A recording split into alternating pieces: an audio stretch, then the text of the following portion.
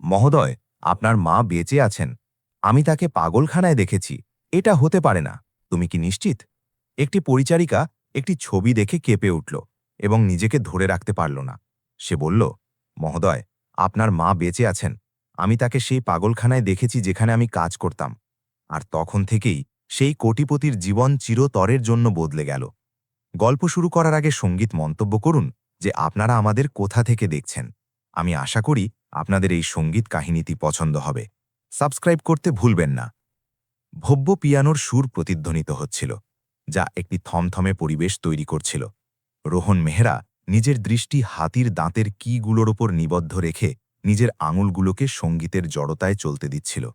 যখন তার মন সেই আবঝা স্মৃতিগুলোর মাঝে ঘুরে বেড়াচ্ছিল, যেগুলোকে সে ব্যথা ও বিসর্জনের স্তরের নিচে চিরতরের জন্য চাপা পড়ে গেছে বলে মেনে নিয়েছিল।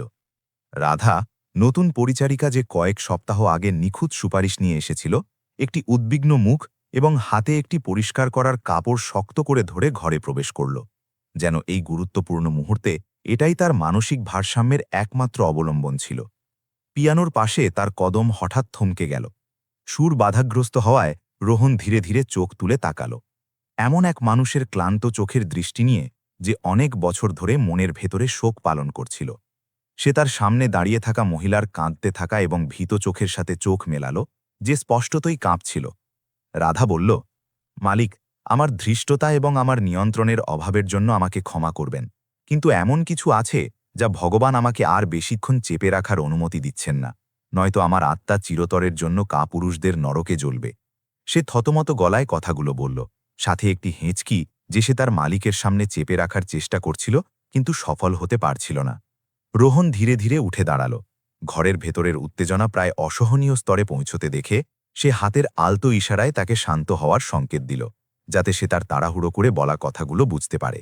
রাধা হঠাৎ বলে উঠল, আপনার মা শ্রীমতী সাবিত্রী দেবী মেহরা, তিনি শান্তিতে বিশ্রাম নিচ্ছেন না, যেমনটা এই ঘরে এবং এই শহরে সবাই এত দীর্ঘ সময় ধরে চোখ বন্ধ করে বিশ্বাস করে আসছে। কথাগুলো তার মুখ থেকে বেরোনোর সময় সে জ্বালা অনুভব করছিল। রোহন পেটে একটি গভীর চোট অনুভব করল, বিভ্রান্তি ও অপমানের এক মিশ্রণ, কারণ তার মায়ের স্মৃতি ছিল পবিত্র এবং সে কাউকে তাদের স্মৃতির সাথে এভাবে নিষ্ঠুরভাবে খেলার অনুমতি দিত না। রোহন গম্ভীর গড়ায় জবাব দিল, যা আবেগের বিশৃঙ্খলার ওপর নিয়ন্ত্রণ আনার চেষ্টা করছিল। তুমি কি বলছো মহিলা? আমার মায়ের মৃত্যু 6 বছর আগে হয়েছিল। আমি নিজে তার শেষকৃত্যে ছিলাম। না মালিক, আমি আপনাকে আমার সন্তানদের জীবন এবং আমার পূর্বপুরুষদের স্মৃতির কসম খেয়ে বলছি যে আপনার মা জীবিত আছেন, শ্বাস নিচ্ছেন এবং এই জগতেই যন্ত্রণা সহ্য করছেন, যে জগৎ তাকে ভুলে গেছে। রাধা এক পা এগিয়ে এসে জোর দিয়ে বলল। সে সমস্ত সামাজিক বাধা উপেক্ষা করছিল যা তাকে ভিলার মালিকের থেকে আলাদা করে রেখেছিল।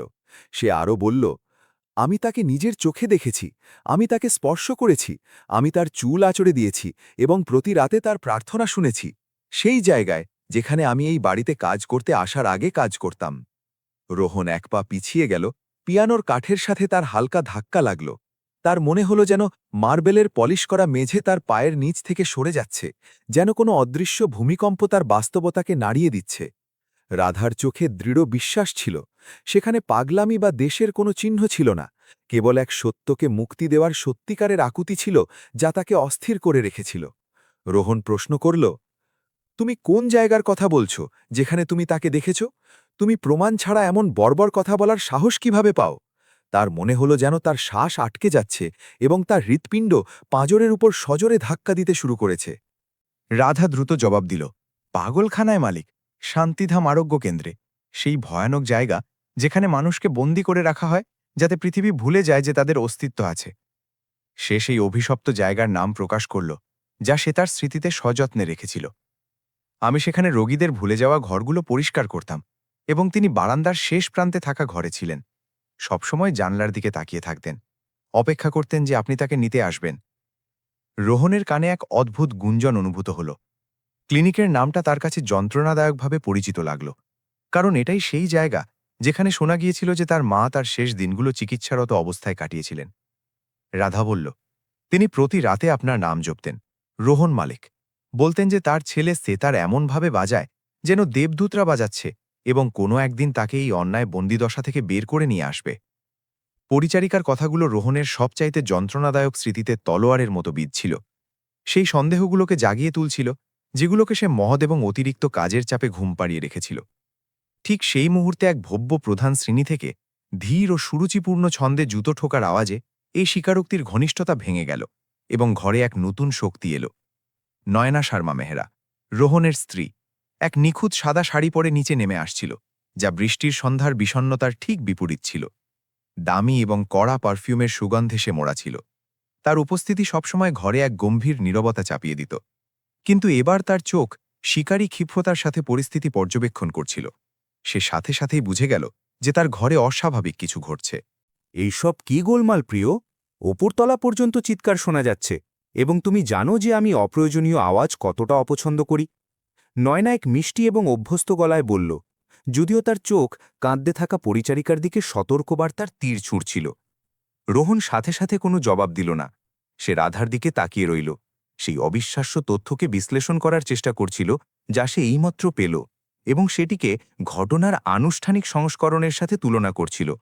রাধা বাড়ির মালকিনের উপস্থিতিতে ভয় পাওয়ার পরিবর্তে অনুভব করল যে ক্রোধ তাকে সাহসের এক নতুন প্রেরণা দিয়েছে। সে সেই মহিলাকে দেখল যাকে সে তার মনের অন্তরাল থেকে জানত যে সব কিছুর জন্য দায়ী ছিল। রাধা বাড়ির মালকিনের মুখোমুখি দাঁড়িয়ে পরিষ্কার করে বলল, আমি রোহন মালিককে বলছিলাম যে তার মা বেঁচে আছেন। নয়না মালকিন, সাবিত্রী দেবী সেই রাতে মারা যাননি, যেমনটা আপনারা পুরো পৃথিবীকে জানিয়েছিলেন। রাধার এই দৃঢ়তা রোহনকেও আশ্চর্য করে দিল। নয়নার মুখ, যা সাধারণত শান্তি ও নিয়ন্ত্রণের এক সঠিক মুখোশ থাকত, এক সেকেন্ডের ক্ষুদ্রতম অংশের জন্য ভয়ের এক অভিব্যক্তি দেখাল, কিন্তু পরক্ষণেই তা অপমান ও উপহাসের এক বিচলিত চেহারায় বদলে গেল। কিন্তু এটা কি অপমান, রোহন? তুমি কি এই পরিচারিকাকে তোমার বেচারি মায়ের সম্পর্কে ভয়ানক গল্প বানিয়ে আমাদের অপমান করতে দেবে? নয়না চিৎকার করে উঠল, তার স্বামীর কাছে গিয়ে এবং তার বাহু ধরে নিজের মালিকানা জাহির করল। রাধা নিজের দৃষ্টি নিচে না নামিয়েই জবাব দিল, এটা কোনো বানানো কথা নয় মালকিন, এটা সেই সত্য যা আমি নিজের চোখে দেখেছি এবং নিজের কানে শুনেছি, সেই মাসগুলোতে যখন আমি সেই নরকতুল্য হাসপাতালে কাজ করেছি। শ্রীমতী সাবিত্রীর সেই সোনার হারটি আছে যা পিয়ানোর ওপর ওই ছবিতে দেখা যাচ্ছে। তিনি ওটা কখনো খুলতেন না, কারণ তিনি বলতেন যে ওটা তার ছেলের শেষ উপহার ছিল। রোহন নিজের মাথা দ্রুত সেই ছবির দিকে ঘোরালো যা ঘরের শোভা বাড়াচ্ছিল, যেখানে তার মা সেই শান্তির সাথে হাসছিলেন যা সে খুব মনে করত। আর বাস্তবেই চিত্রে থাকা হারটি অনন্য ছিল। রোহন বিড়বিড় করে বলল, হারটি? সেই হারটি সেই দিন হারিয়ে গিয়েছিল যেদিন আমরা তাকে ভর্তি করিয়েছিলাম। ডাক্তার বলেছিলেন যে স্থানান্তরের সময় ওটা হারিয়ে গেছে। তার মনে হল যেন মানসিক ধাঁধার একটি টুকরো এমনভাবে মিলে যেতে শুরু করেছে যা তার রক্তকে হীন করে দিল। নায়রা তার স্বামীর বাহু আরও শক্ত করে ধরল, তার সুন্দর করে সাজানো নখগুলো রোহনের কোটের কাপড়ে গেঁথে দিল। তাকে নিজের নিয়ন্ত্রণ এবং মনস্তাত্ত্বিক কুটচালের জালে ফিরিয়ে আনার চেষ্টা করছিল। নায়না অবজ্ঞার সাথে ফিসফিস করে বলল, দয়া করে রোহন, মূর্খ হয়েও না। এই মহিলা শুধু টাকা বা নজর কাটতে চায়। অশিক্ষিত লোকদের নাটকের উদ্ভাবন করে সভ্য পরিবার থেকে ফায়দা তোলা সাধারণ ব্যাপার। নিশ্চিতভাবে সে কোনো বুড়ি পাগলকে দেখে থাকবে যে তোমার মায়ের মতো দেখতে, আর সে কোনো সস্তা হার চুরি করেছে। তুমি এক পরিচারিকার ভ্রমের ওপর বিশ্বাস করতে পারো না। কিন্তু রোহন ধীরে ধীরে নিজের স্ত্রীর ধরা থেকে নিজেকে ছাড়িয়ে নিল এবং রাধার দিকে এক পা বাড়াল। তাকে এত তীব্রতার সাথে দেখছিল যাতে তার হাবভাব বা তার কাঁপতে থাকা গলায় মিথ্যার কোনো চিহ্ন না খুঁজে পায়। রোহন ভারী গলায় প্রমাণের আশায় বলল, সে তোমাকে আর কি বলেছে? যদি এটা সত্যি হয় যে তুমি তার সাথে কথা বলেছ, তবে আমাকে এমন কিছু বলো যা কেবল আমার মা জানতেন, এমন কিছু যা পৃথিবীতে অন্য কেউ না জানে। রাধা নিজের চোখের জল হাতের তালু দিয়ে মুছল এবং দীর্ঘশ্বাস দিল। ঘর নম্বর ২১৭ অন্ধকার ফিসফিসানিপূর্ণ কথোপকথন নিজের স্মৃতিতে খুঁজল। সে ধীর গলায় বলতে শুরু করল, তিনি আমাকে সেই লড়ির কথা বলেছিলেন মালিক, যা তিনি আপনাকে ছোটবেলায় ভীতিজনক স্বপ্ন দেখলে শোনাতেন, এবং যখন আপনি অন্ধকারের ভয়ে ঘুমাতে পারতেন না। তিনি আমাকে বলেছিলেন যে গানের কথায় একটি রূপলী নৌকার কথা ছিল যা মেঘের মাঝে চলত, আর ক্যাপ্টেন ছিলেন আপনি। তার জন্য তারা খুঁজছিলেন। রোহনের মনে হল যেন তার হাঁটু জবাব দিয়ে দিচ্ছে, এবং তাকে মাটিতে পড়া থেকে বাঁচাতে পিয়ানোর সাহারা নিতে হল। কারণ সেই গানটি মা ও ছেলের মধ্যের এক অন্তরঙ্গ রহস্য ছিল যা সে কখনো কারো সাথে ভাগ করেনি, এমনকি নয়নার সাথেও নয়। লোকটির চোখ জলে ভরে এলো, যে নিজের মায়ের অনুপস্থিতি থেকে বাঁচার জন্য বছরের পর বছর ধরে বানানো শীতলতার দেয়াল ভেঙে ফেলল। নয়না তার স্বামীর প্রতিক্রিয়া দেখল এবং বুঝে গেল যে পরিস্থিতি বিপজ্জনক হয়ে উঠছে, তাই সে তার কৌশল বদলানোর সিদ্ধান্ত নিল। আক্রোশ থেকে মিথ্যে চিকিৎসার উদ্বেগের দিকে এগিয়ে গিয়ে নয়না মিষ্টি গলায় হস্তক্ষেপ করল। প্রিয়, তুমি খুব বিচলিত।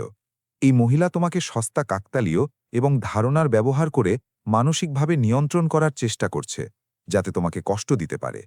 আমি এক্ষুনি ডক্টর গুপ্তকে ডাকছি, যাতে তিনি তোমাকে দেখতে আসেন এবং এই মহিলাকে নিয়ে যান, যে স্পষ্টতই নিজের মানসিক ক্ষমতা হারিয়েছে। ডক্টর গুপ্তর উল্লেখ রাধার মাথায় এক ট্রিগারের মতো কাজ করল। তার মনে পড়ে গেল সেই মানুষটির শীতলতার কথা, যে ক্লিনিকে শ্রীমতী সাবিত্রীর সাথে ব্যবহার করত, এবং কিভাবে সে রোগীদের না দেখেই কাগজে সই করত। রাধা চিৎকার করে ঘরের কোথাও ইশারা করে বলল, যেন ডাক্তার সেখানেই উপস্থিত আছেন। ওই ডাক্তার একটি শয়তান মালিক। সে খুব ভালো করে জানত যে আপনার মা সুস্থ ছিলেন এবং তাকে বন্ধ ও চুপ করে রাখার জন্য টাকার খাম নিত। রোহন পূর্ণ নীরবতার আদেশ দিয়ে হাত তুলল। তার মন পরস্পর বিরোধী আবেগের এক ঘূর্ণাবর্ত ছিল, কিন্তু সন্দেহ ইতিমধ্যেই তার হৃদয়ে অপরিবর্তনীয়ভাবে বসে গিয়েছিল। সে এমন এক অধিকারের সাথে আদেশ দিল যা সে অনেক বছর ধরে প্রয়োগ করেনি, যা নয়নাকে আশ্চর্য করে দিল। ব্যাস, তোমরা দুজনেই। আমার ভাবার জন্য এবং আমার নিজের বাড়িতে যা ঘটছে এই সব কিছু বোঝার জন্য শান্তি চাই। রাধা, নিজের ঘরে যাও এবং ততক্ষণ বাইরে আসবে না যতক্ষণ না আমি তোমাকে ডাকছি। আমি চাই না যে তুমি এই ব্যাপারে বাড়ির অন্য কোনো চাকরের সাথে কথা বলো। পরিচারিকা বিনম্রভাবে মাথা নাড়ল। সে জানত যে সে সত্যের বীজ বুনে দিয়েছে, এবং এখন এটা মালিকের বিবেকের উপর নির্ভর করছিল যে সেই বীজ অঙ্কুরিত হবে নাকি মারা যাবে। নয়না সাথে সাথে তাকে চাকরি থেকে বের করে দেওয়ার যুক্তি দিয়ে প্রতিবাদ করার চেষ্টা করল, কিন্তু রোহনের বরফ শীতল নজর তাকে থামিল দিল। তার লাল রঙের ঠোঁটে কথাগুলো জমে গেল। রাধা যখন ঘর থেকে বের হয়ে গেল, তখন ঘর আবার নিস্তব্ধতায় ডুবে গেল, কিন্তু এবার এটি শান্তির নিস্তব্ধতা ছিল না, বরং সন্দেহ এবং উত্তরহীন প্রশ্নে ভরা ছিল। রোহন নিজের স্ত্রীর দিকে ফিরল। তাকে এক অপরিচিতের মতো দেখছিল। প্রথমবার তার শরীরের অনমনীয়তা এবং তার পরিষ্কার চোখে কষ্টে লুকিয়ে রাখা ভয়ে দেখতে পাচ্ছিল। রোহন এক ভয়ানক শান্তির সাথে প্রশ্ন করল, যা তার স্ত্রীকে থুতু গিলতে বাধ্য করল। ডক্টর গুপ্ত আমাকে শেষকৃত্যের আগে কেন আমার মায়ের মৃতদেহ দেখতে দেননি? নয়না জবাব দিল। সেই বাহানা পুনরায় আওড়ল, যা বছরের পর বছর ধরে কাজ করছিল। তুমি জানো প্রিয়, এটা তোমার ভালোর জন্যই ছিল। হার্ট অ্যাটাক তাকে খুব খারাপ করে দিয়েছিল, এবং তিনি চেয়েছিলেন যে তুমি তাকে জীবনে যেমন ছিলেন, সুন্দর ও শান্ত, তেমনই মনে রাখো। কিন্তু এবার কথাগুলো ফাঁপা এবং মিথ্যা শোনাল, যেমন একটি কাঁচের টেবিলের ওপর কাঁচের মুদ্রা পড়ে নিজের মূল্যহীনতা প্রকাশ করে। রোহন জানলার দিকে এগিয়ে গেল এবং বৃষ্টি দেখল। রাধার বলা সেই রূপালী নৌকা আর মেঘের বাক্যটি মনে করে সে নিজের মনেই বিড়বিড় করল। আমার মা সবসময় বলতেন যে মিথ্যার পা ছোট হয়, এবং সত্য চাইলে দেরি করেই আসুক, সবসময় নিজের দেনা সুদসহ আদায় করতে ফিরে আসে। তার মনে হল যেন তার ভেতরে দুঃখের জায়গা এখন ক্রোধ নিতে শুরু করেছে। নয়না সাবধানে পেছন থেকে এলো এবং স্বামীর কাঁধে হাত রাখল। একটি আরামদায়ক মালিশ করার চেষ্টা করল, যা আগে সবসময় তার সন্দেহ দূর করতে কাজে আসত। সে কানে ফিসফিস করে বলল, তুমি কি কাজের চাপে আছো প্রিয়? কাল এইসব তোমার কাছে এক পরিচারিকার তৈরি করা একটি অদ্ভুত দুঃস্বপ্ন মনে হবে। রোহন স্পর্শে টান টান হয়ে গেল। এক শারীরিক ঘৃণা, যা সে আগে কখনো সেই মহিলার প্রতি অনুভব করেনি, যার সাথে সে নিজের জীবন ও বিছানা ভাগ করত। সে হঠাৎ সরে গেল এবং ঘরের বাইরে চলে গেল। নয়নাকে একা আয়নায় তার প্রতিবিম্ব এবং এই বাড়তে থাকা ভয়ের সাথে ছেড়ে দিয়ে যে তার মিথ্যার সাম্রাজ্য ভেঙে পড়ার মুখে। সেই রাতে মেহরা ভিলা এক অশান্ত অন্ধকারে ডুবে গেল, যেখানে কেউ সত্যি ঘুমাতে পারল না। সবাই নিজের ভাবনা এবং ভয়ে আটকে ছিল। রোহন নিজের অফিসে বন্ধ হয়ে গেল, পুরনো ফটো অ্যালবাম এবং আইনি নথিতে ঘেরা, কোনো অমিলের খোঁজে, যা সে তার যন্ত্রণার সময় উপেক্ষা করে গিয়েছিল। নয়না নিজের ঘরে নিচু গলায় অস্থিরভাবে ফোন করছিল, নিজের নখ কামড়াচ্ছিল এবং খাঁচায় বন্দি পশুর মতো এদিক ওদিক পায়চারি করছিল, যে বিপদ অনুভব করছে। রাধা নিজের ছোট ঘরে প্রার্থনা করছিল, নিজের হাতে এক পুরনো মালা শক্ত করে ধরে ভগবানের কাছে প্রার্থনা করছিল, যাতে তিনি রোহন মালিককে আগামীর মোকাবিলা করার শক্তি দেন। আর বাইরে বৃষ্টি পড়তেই থাকল, বাইরের জগৎকে ধুয়ে দিচ্ছিল, যখন ঘরের ভেতরে নৈতিক আবর্জনা উপরিভাগে আসতে শুরু করেছিল। রোহন একটি ভুলে যাওয়া ড্রয়ারে তার মায়ের একটি পুরনো ডায়েরি পেল, যেখানে তিনি ক্লিনিকে ভর্তি হওয়ার আগে নিজের ভাবনা ও উদ্বেগগুলো লিখতেন এবং সে উৎসুক হয়ে সূত্র খুঁজতে শুরু করল। শেষ পাতাগুলোতে কাঁপা কাঁপা হাতের লেখা ভয়ের কথা বলছিল, নিজের বাড়িতেই নিজেকে নজরবন্দি অনুভব করার এবং নিজের ছেলের নতুন স্ত্রীর প্রতি অবিশ্বাসের কথা। রোহন জোরে জোরে পড়ল যখন সে তার মায়ের হাতের লেখা চিনতে পারল। সে আমাকে এমনভাবে দেখে যেন আমি কোনো বাধা যাকে সরিয়ে দেওয়া উচিত, আর আমার ভয় হয় যে আমার ছেলে প্রেমে এতটাই অন্ধ যে এটা দেখতে পাবে না। সন্দেহ নিশ্চিততায় বদলে গেল এবং নিশ্চিততা পদক্ষেপ নেওয়ার এক অনিবার্য প্রয়োজনীয়তায় বদলে গেল, যাতে এটা জানা যায় যে সেই ক্লিনিকের দেওয়ালের পেছনে আসলে কি ঘটেছিল। ইতিমধ্যে নয়না নিজের শোবার ঘরের অগ্নিকুণ্ডে কাগজ পোড়াচ্ছিল। সে দেখতে থাকল কিভাবে শিখাগুলো রসিদ এবং নোটগুলোকে গিলে ফেলছে, যা তাকে দোষী সাব্যস্ত করতে পারত যদি কেউ গভীরভাবে তদন্ত করার সিদ্ধান্ত নিত। আগুনের আলোয় উজ্জ্বল তার মুখে অনুশোচনা নয়, বরং নিজের অবস্থান এবং আরামকে যে কোনো মূল্যে বাঁচানোর, এমনকি পথে আসা কাউকেও ধ্বংস করার এক শীতল দৃঢ় সংকল্প দেখা যাচ্ছিল। সে জানত না যে ভাগ্য আগেই চাল চেলে দিয়েছে এবং খেলা বদলে গেছে। এখন সে আর মাস্টার প্লেয়ার ছিল না, বরং নিজেরই কর্মের শিকার হয়ে গিয়েছিল। ভোর ধীরে ধীরে এবং ধূসর রঙে এলো। রোহনকে প্রস্তুত এবং যাওয়ার জন্য তৈরি পাওয়া গেল। তার অনিদ্রায় লাল হওয়া চোখে স্টিলের মতো দৃঢ় সংকল্প ঝকমক করছিল। সে ততক্ষণ আরাম করবে না যতক্ষণ সে সত্য না খুঁজে পায়। যদিও সেই সত্য তার জীবন, তার বিয়ে এবং এক ছেলে হিসেবে তার পরিচিতি সম্পর্কে সে যা কিছু জানে তার সব কিছু ভেঙে চুরমার করে দেয়। দুঃখের এই কাহিনী সেই বৃষ্টির রাতের অনেক আগে শুরু হয়েছিল। সেই রোদ ঝলমলে দিনগুলোতে যখন মেহেরা ভিলা এখনও শ্রীমতী সাবিত্রী দেবীর সত্যিকারের হাসি এবং দয়ালু অধিকারে প্রতিধ্বনিত হতো। তিনি নিজের প্রয়াত স্বামীর সাথে মিলে ইঁট দিয়ে পারিবারিক সাম্রাজ্য গড়ে তুলেছিলেন এবং নিজের ঘরে দৃঢ়তা ও নিঃস্বার্থ ভালোবাসার সংমিশ্রণে শাসন করতেন, যা পরিবারকে একতাবদ্ধ রাখত। রোহন ছিল তাদের গর্ব, এক শিক্ষিত এবং সংবেদনশীল ব্যক্তি যে তাদের ব্যবসার প্রতিভা উত্তরাধিকার সূত্রে পেয়েছিল। কিন্তু তার নরম মনও ছিল একটি গুণ, যার সম্পর্কে সাবিত্রী দেবীর ভয় ছিল যে এটাই তার ধ্বংসের কারণ হবে। নয়না শর্মার রোহনের জীবনে আগমন এক শীতল হাওয়ার মতো ছিল, যা একটি খারাপভাবে বন্ধ জানলা দিয়ে ভেতরে আসে। প্রথমে সূক্ষ্ম, কিন্তু সময়ের সাথে পুরো পরিবেশকে জমিয়ে দিতে সক্ষম। নয়না একটি ক্ষয়িষ্ণু অভিজাত পরিবার থেকে এসেছিল। সে রোহনের মধ্যে কেবল একজন স্বামী নয়, বরং সামাজিক ও আর্থিক মর্যাদা ফিরে পাওয়ার চাবিকাঠি দেখেছিল, যা সে জন্মগত অধিকার বলে মনে করত। নয়না যখন রোহনের বাগদত্তা হিসেবে ভিলায় পা রাখল, সেদিন থেকেই তার এবং পরিবারের কর্ত্রীর মধ্যে এক নীরব এবং অঘোষিত যুদ্ধ শুরু হল, যা মার্জিত হাসি এবং ফাঁপা প্রশংসার নিচে ঢাকা ছিল। সাবিত্রী দেবী বছরের অভিজ্ঞতায় দ্রুতই নিজের হবু বৌমার অতিরিক্ত উচ্চাকাঙ্ক্ষা এবং রোহনের প্রতি তার আচরণের সত্যিকারের উষ্ণতার অভাব অনুভব করেছিলেন। একদিন বাগানে গোলাপ গাছ ছাঁটাই করার সময় তিনি সতর্ক করে বলেছিলেন, ওই মহিলা তোমাকে চায় বেটা, কিন্তু সে নিজেকে এবং তুমি যার প্রতিনিধিত্ব করো তাকে বেশি চায়।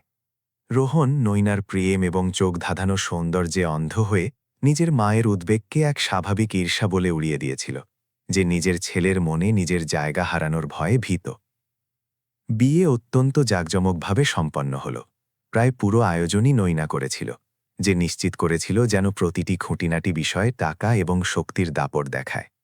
একবার বাড়িতে শ্রীমতী মেহেরা হিসেবে থেতু হবার পর নৈনা নিজের মায়ের প্রভাব থেকে রোহনকে আলাদা করার জন্য এক সুশৃঙ্খল এবং ধীর অভিযান শুরু করল।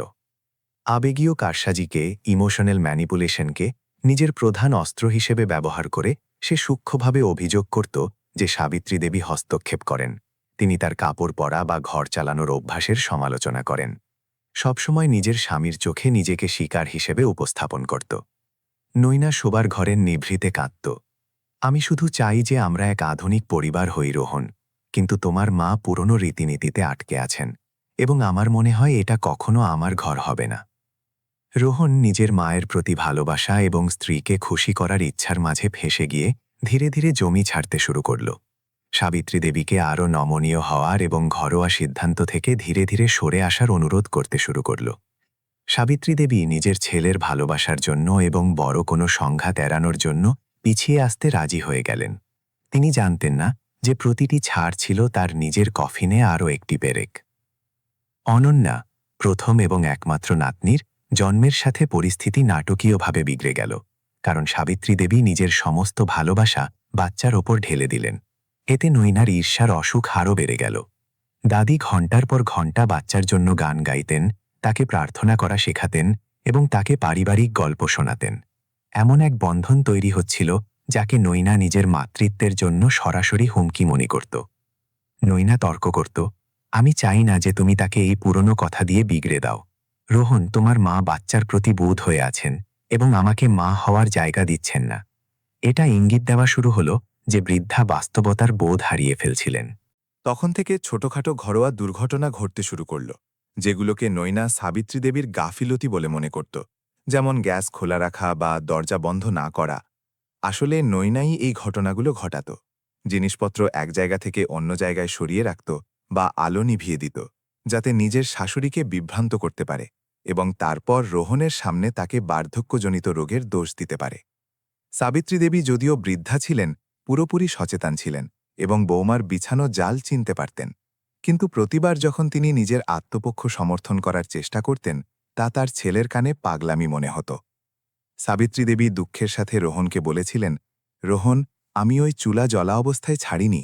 আমি কসম খাচ্ছি যে চা বানানোর পর আমি ওটা বন্ধ করে দিয়েছিলাম। তিনি দেখলেন কিভাবে তার ছেলের চোখে সন্দেহ দানা বাঁধছে।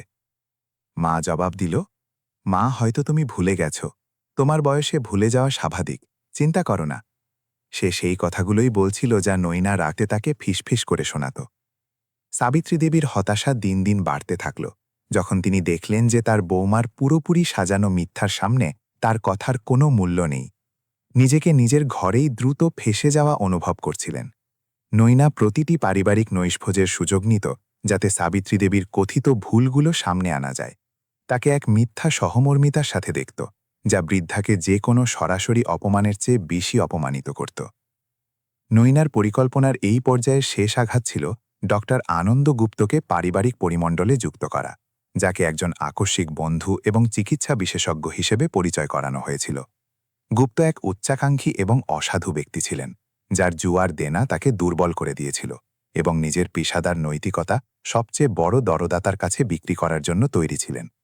নৈনা তার সাথে একটি চ্যারিটি অনুষ্ঠানে দেখা করেছিল এবং দ্রুতই তার মধ্যে নিজের পরিকল্পনার আদর্শ সঙ্গী খুঁজে পেয়েছিল, যাতে নিজের হাত সরাসরি নোংরা না করে বিরক্তিজনক বৃদ্ধা মহিলার থেকে মুক্তি পাওয়া যায়।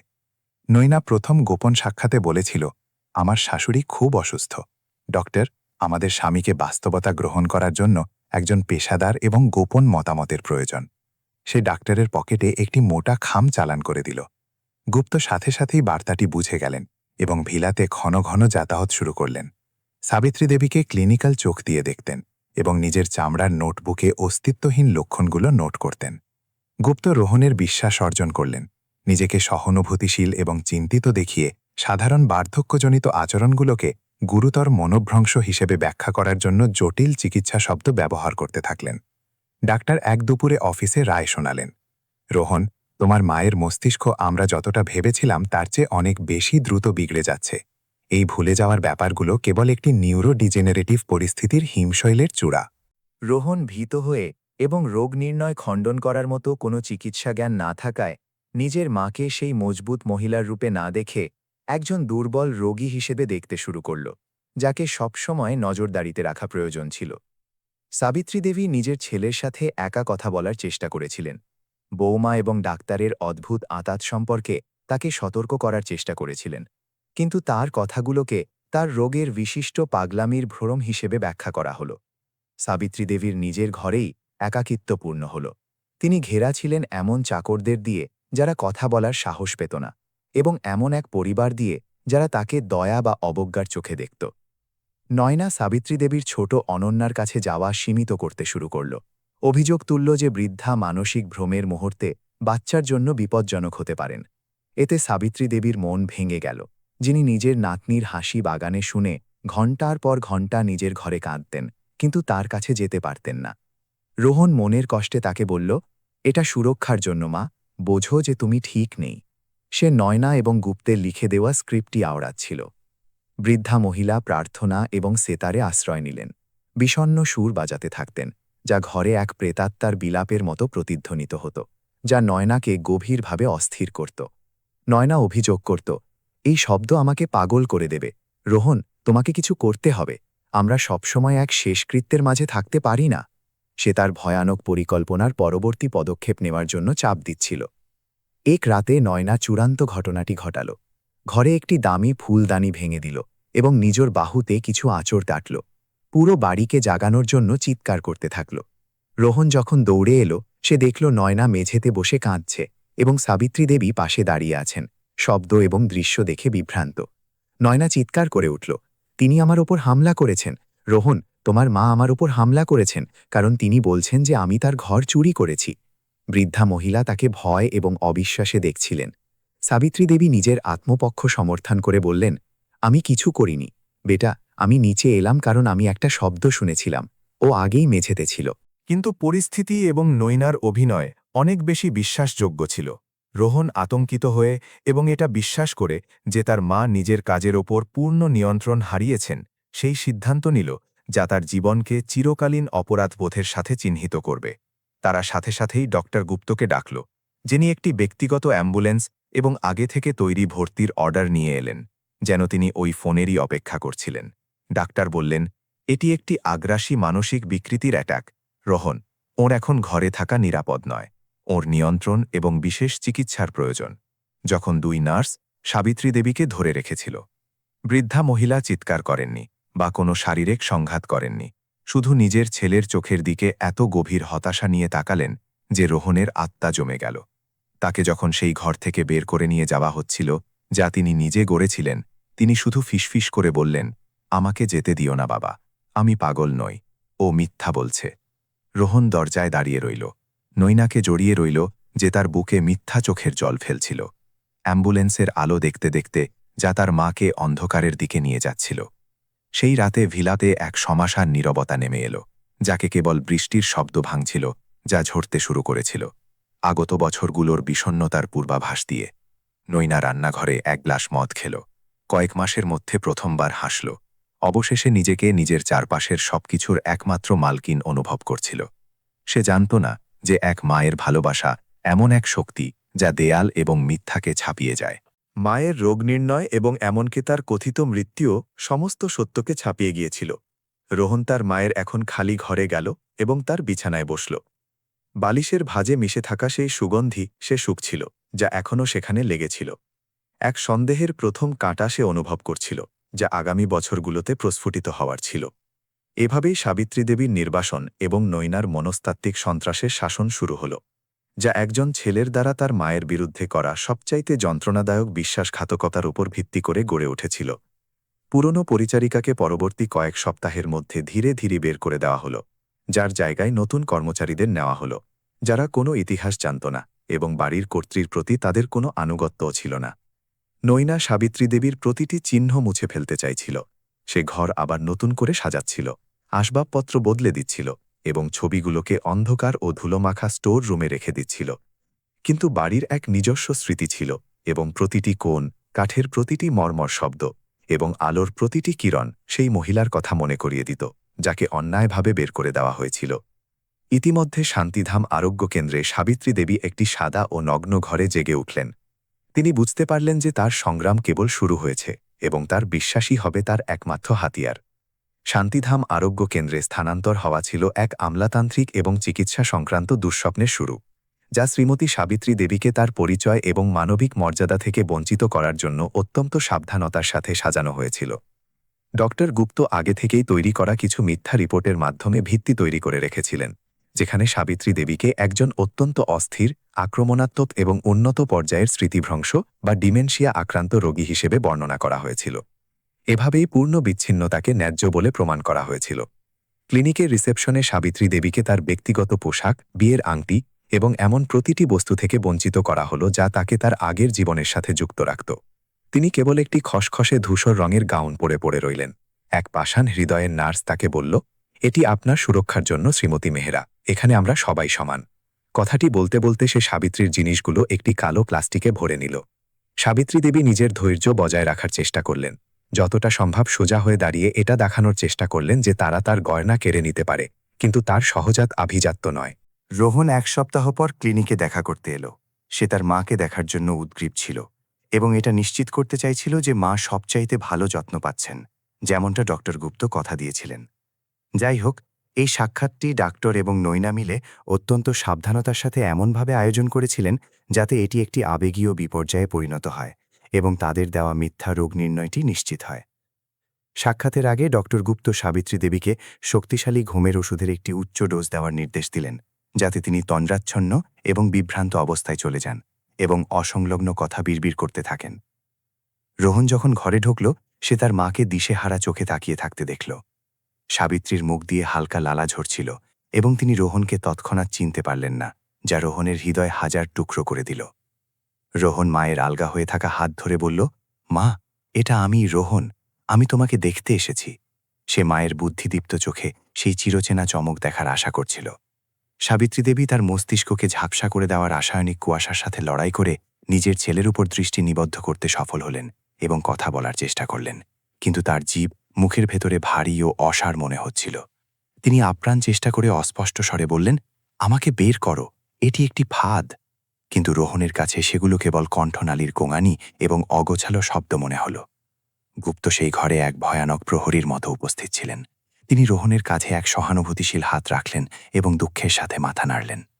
ডাক্তার নিচু গলায় গোছালেন, আমি খুব দুঃখিত রোহন, রোগ খুব দ্রুত বাড়ছে। ওর মস্তিষ্ক খুব বেশি খারাপ হয়ে গেছে এবং মাঝে মধ্যে বাস্তবতার সাথে ওর পাগলামি মেশানো ভ্রম মিলেমিশে একাকার হয়ে যাচ্ছে। রোহন কাঁদতে কাঁদতে ঘর থেকে বেরিয়ে এলো। সে বিশ্বাস করে নিল যে তার মা আর সেখানে নেই, কেবল একটি খালি খোলস পড়ে আছে। এতে নৈনার কাজ আরও সহজ হয়ে গেল। সে রোহনকে বারবার সেখানে না যাওয়ার জন্য মানিয়ে নিল, যাতে রোহন অকারণে বিচলিত না হয়। মাস গড়ানোর সাথে সাথে রোহনের দেখা করতে আসা আরও অনিয়মিত হয়ে গেল। সবসময় নয়না কারসাজি করে তাকে ক্লিনিক থেকে দূরে রাখার জন্য সামাজিক প্রতিশ্রুতি বা কাজের সংকটের গল্প বানাত। ইতিমধ্যেই সাবিত্রী দেবী ওষুধ খাবার অভিনয় করতে শিখে নিলেন। তিনি ওষুধগুলো জিভের নিচে লুকিয়ে রাখতেন এবং পরে নার্সদের অলক্ষ্যে সেগুলো থুতু দিয়ে ঠেলে দিতেন। ধীরে ধীরে তিনি তার মানসিক স্থিরতা ফিরে পাচ্ছিলেন।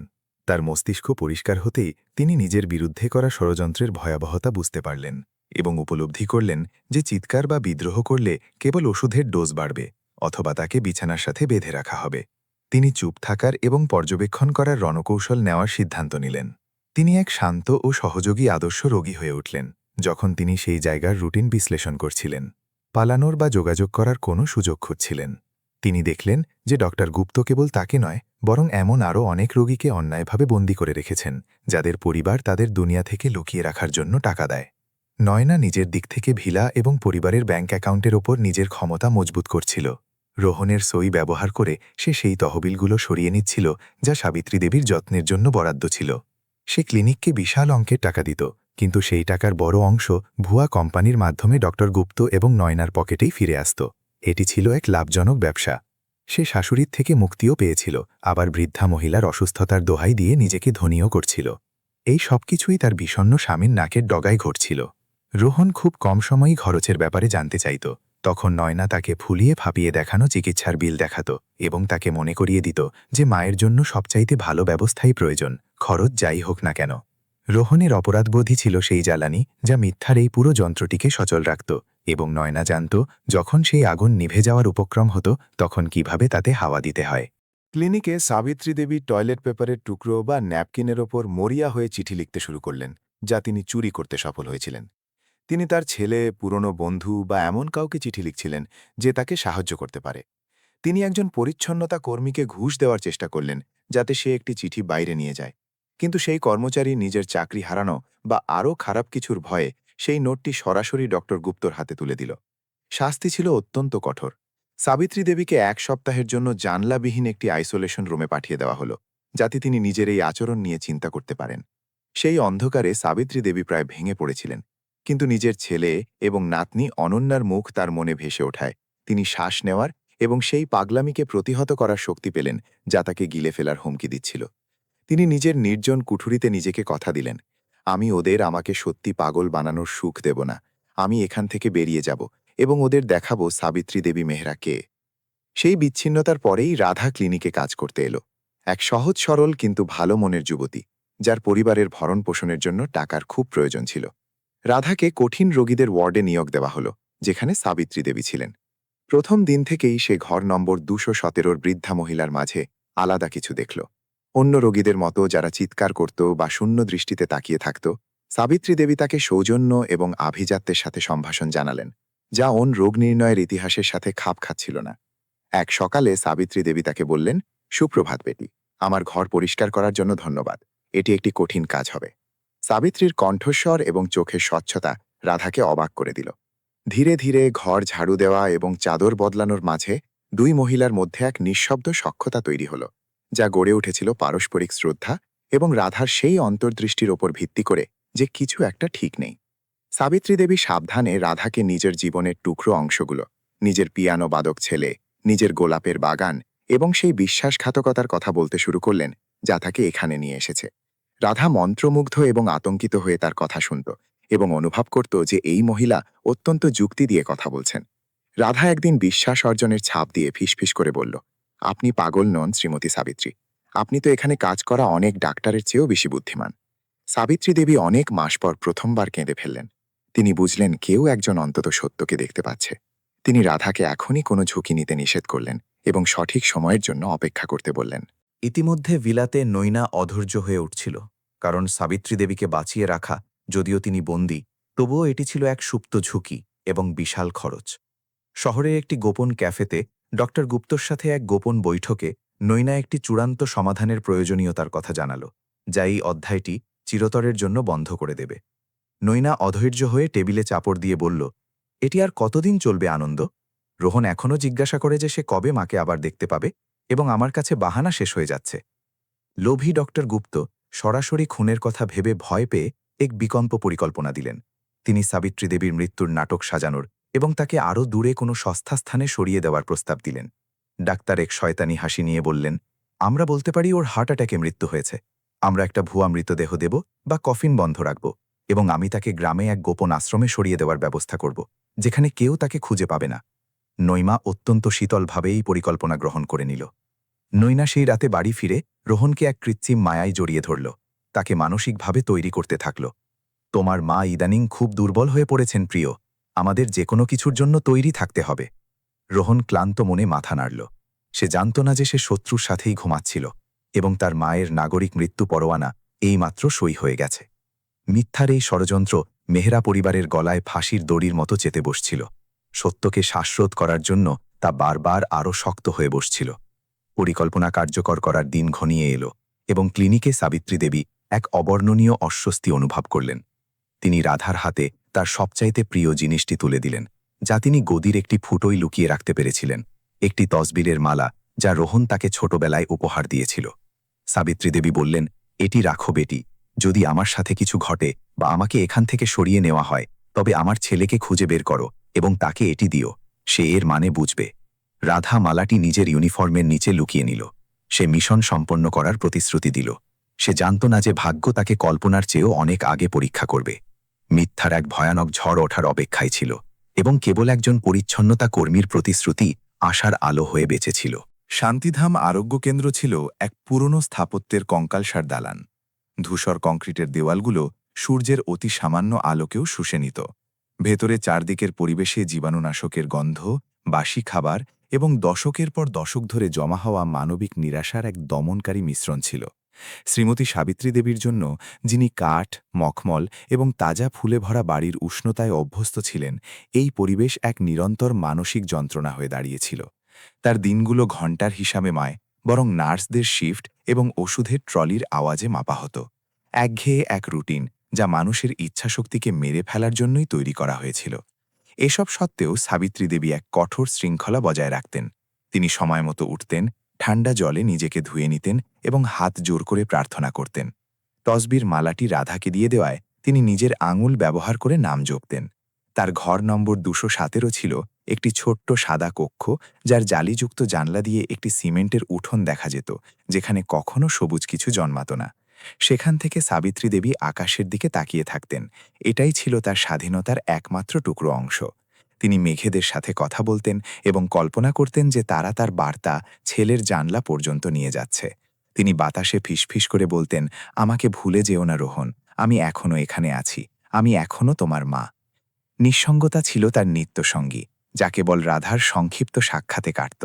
রাধা তার পরিচ্ছন্নতার ট্রলি নিয়ে আসত এবং মেঝে মোছার ভান করে তাকে বাইরের দুনিয়ার খবর শোনাত। সে মাঝে মধ্যে কিছু মিষ্টি আনত অথবা মায়ার সাথে সাবিত্রীর হাত ধরত। রাধা তাকে বাইরের পৃথিবীর রূপ বর্ণনা করে শোনাত, যা বৃদ্ধা মহিলার প্রাণশক্তিকে বাঁচিয়ে রাখত। যদিও ডক্টর গুপ্ত রোগী এবং কর্মচারীর এই ঘনিষ্ঠতার সন্দেহ করতে শুরু করলেন। তিনি দেখলেন রাধার শিফটের পর সাবিত্রী দেবীকে অনেক বেশি প্রাণবন্ত দেখায়। তিনি করিডরে নজরদারি বাড়িয়ে দিলেন এবং রাধার সময়সূচি বদলে দিলেন, যাতে সাবিত্রীর সাথে তার দেখা কম হয়। এক রাতে সেই বিদ্যুৎ চমকানো ঝড়ের সুযোগ নিয়ে সাবিত্রী দেবীর মৃত্যুর সাজানো পরিকল্পনাটি নিষ্ঠুরভাবে শুরু করা হলো। মাঝরাতের পর 2 নার্স তার ঘরে ঢুকে তাকে জোর করে জাগালো এবং কোনো ব্যাখ্যা ছাড়াই এক শক্তিশালী ঘুমের ইঞ্জেকশন দিয়ে দিল। নার্সটি ব্যঙ্গের সাথে বলল, যাওয়ার সময় হয়ে গেছে শ্রীমতী, আমরা আপনাকে এক ভালো জায়গায় সরিয়ে দিচ্ছি। তাকে একটি স্ট্রেচারে তোলা হলো এবং কলাইক ও গোড়ালি চামড়ার বেল্ট দিয়ে বেঁধে ফেলা হলো। সাবিত্রী দেবী অর্ধ অচেতন অবস্থায় ছেলের নাম ধরে চিৎকার করার চেষ্টা করলেন, কিন্তু অন্ধকার তাকে গিলে নেওয়ার আগে কেবল এক চাপা গোঙানি বেরোল। তাকে মুষলধারে বৃষ্টির মাঝে পেছনের দরজা দিয়ে বের করে একটি লোগোবিহীন কালো ভ্যানে তুলে নেওয়া হলো, যা ইঞ্জিন চালু করে অপেক্ষা করছিল। পরের সকালে ক্লিনিকে অরাজকতা দেখা দিল। নার্সরা কোণে ফিসফিস করে কথা বলছিল। রাধা যখন ঘর নম্বর 217 পরিষ্কার করতে গেল, সে দেখল দরজা বন্ধ। এক সুপারভাইজার তাকে গম্ভীরভাবে বলল, তোমাকে ওখানে পরিষ্কার করতে হবে না রাধা। রোগী মেহেরা গতরাতে হঠাৎ হৃদরোগে আক্রান্ত হয়ে মারা গেছেন। রাধার মনে হলো তার পায়ের নিচ থেকে মাটি সরে গেছে। জলের বালতি তার হাত থেকে ছিটকে পড়ে সাবান জল পুরো করিডোরে ছড়িয়ে গেল। সে চিৎকার করে উঠল, এটি হতে পারে না, তিনি কাল পুরোপুরি ঠিক ছিলেন, আমি তার সাথে কথা বলেছি। সুপারভাইজার তাকে ধমক দিয়ে বলল, চুপ করে নিজের কাজ করো যদি চাকরি বাঁচাতে চাও, বৃদ্ধরা তো মারাই যায়, এটাই জীবন। রাধা কাঁপতে কাঁপতে সেই অগোছালো মেঝে পরিষ্কার করল, কিন্তু তার মন বলছিল যে এটি একটি নির্জলা মিথ্যা। সেই সন্ধ্যায় রাধা প্রশাসনের অফিসে আড়ি পেতে ডক্টর গুপ্তর কণ্ঠস্বর শুনতে পেল। তিনি ফোনে বলছিলেন, হ্যাঁ, সবকিছু ঠিকভাবে মিটে গেছে। রোহন মালিকের প্যাকেজ ইতিমধ্যেই সান্তা লুসিয়ার পথে। কেউ কিছু সন্দেহ করেনি। হ্যাঁ, মৃত্যু শংসাপত্রে ইতিমধ্যেই সই হয়ে গেছে। এটি শুনে রাধা আতঙ্কে নিজের মুখ চেপে ধরল। সে বুঝে গেল শ্রীমতী সাবিত্রী দেবীকে অপহরণ করা হয়েছে। সে জানত সেখানে থাকা বিপজ্জনক, তাই সে ইস্তফা দিয়ে বেরিয়ে পড়ার সিদ্ধান্ত নিল, যাতে সে রোহন মেহরা পর্যন্ত পৌঁছাতে পারে। সে শান্তিধাম কেন্দ্র থেকে সেই মালাটি বুকে জড়িয়ে বেরিয়ে এলো এবং শপথ নিল যে সেই ন্যায় বিচারের জন্য ফিরে আসবে। ইতিমধ্যে সেই কালো ভ্যান সাবিত্রী দেবীকে নিয়ে বহুদূরে এক নির্জন এলাকায় অবস্থিত একান্তধাম আশ্রমে পৌঁছে গেল। এটি কোনো ক্লিনিক ছিল না, বরং এটি ছিল পরিত্যক্ত মানুষদের এক গুদামঘর। সাবিত্রী দেবী জেগে উঠে নিজেকে আরও ছোট এবং স্যাঁতস্যাঁতে এক ঘরে দেখতে পেলেন। এক কঠোর চেহারার মহিলা তাকে এসে বলল, নতুন বাড়িতে স্বাগতম দাদিমা। এখানে কোনো প্রশ্ন করা হয় না, ভালো ব্যবহার করলে খাবার পাবেন, নয়তো উপসে থাকবেন। সাবিত্রী দেবী বুঝলেন তিনি নরকের আরও এক ধাপ নিচে নেমে গেছেন, কিন্তু তার ভেতরের ক্রোধের শিখা আরও প্রবলভাবে জ্বলে উঠল। ডক্টর গুপ্ত সাবিত্রীর সমস্ত রেকর্ড মুছে ফেলে নিজেকে অজেয় মনে করতে থাকলেন। রাধা এখন ক্লিনিকের বাইরে নিজের মতো করে তদন্ত শুরু করল। সে মেহেরা ভিলাকে দূর থেকে নজরে রাখতে শুরু করল। সে জানত প্রমাণ ছাড়া রোহনকে কিছু বলা যাবে না, তাকে পাগল বা চাঁদাবাজ মনে করা হতে পারে। সে ঘরে ঢোকার এবং রোহনের বিশ্বাস জেতার এক পরিকল্পনা করতে থাকল। বছরের পর বছর কেটে গেল। রাধা অন্য বাড়িতে কাজ করে টাকা জমাচ্ছিল এবং প্রার্থনা করছিল, কিন্তু একদিনের জন্য সে ঘর নম্বর 217তে করা সেই প্রতিশ্রুতির কথা ভুলল না। একান্ত ধাম আশ্রমে বন্দী অবস্থায় সাবিত্রী দেবী শারীরিকভাবে আরও বৃদ্ধ হয়ে গেলেন। চুল সাদা হয়ে গেল এবং চামড়া কুঁচকে গেল, কিন্তু তার মন প্রখর রইল। তিনি তার ছেলের পিয়ানো এবং সেতারের সুর মনে করার চেষ্টা করতেন, যাতে নিজের পরিচয় ভুলে না যান। প্রতিদিন সকালে তিনি আওড়াতেন, আমি সাবিত্রী দেবী মেহেরা, রোহনের মা, অনন্যার দাদি, এবং আমি বেঁচে আছি। যেদিন সকালে রোহন তার মায়ের মৃত্যুর খবর পেল, শহরের আকাশ এক বিদ্রূপের মতো উজ্জ্বল ছিল। ডক্টর গুপ্তর কণ্ঠস্বর ফোনে পেশাদার সমবেদনায় ভরা ছিল। রোহন কোনো কথা না বলে ফোন রেখে শূন্য চোখে তাকিয়ে রইল। সে অনুভব করল তার জীবনের এক অবিচ্ছেদ্য অংশ খসে পড়ছে। নয়না ঠিক সেই মুহূর্তে এক কালো রেশমি পোশাকে সেখানে হাজির হল, যেন সে আগেই শোকের খবর জানত। সে কৃত্রিম উৎকণ্ঠা নিয়ে রোহনকে জড়িয়ে ধরল। রোহন কান্নায় ভেঙে পড়ে বলল, মা চলে গেছেন নয়না। তিনি সেই ভয়ানক জায়গায় একা মারা গেলেন, আর আমি শেষ মুহূর্তে তার পাশে থাকতে পারলাম না। নয়না নিজের বিজয়ীর হাসি লুকিয়ে তাকে সান্ত্বনা দিতে লাগল। অন্ত্যেষ্টিক্রিয়ার সমস্ত আয়োজন নয়নাই করল, যাতে কেউ কোনো ভুল প্রশ্ন তুলতে না পারে। সে যুক্তি দিল যে পচনের হাত থেকে মায়ের মর্যাদা রক্ষা করতে কফিন বন্ধ রেখেই সৎকার করা উচিত। রোহন অবসাদে ডুবে থেকে সবকিছুতে রাজি হয়ে গেল।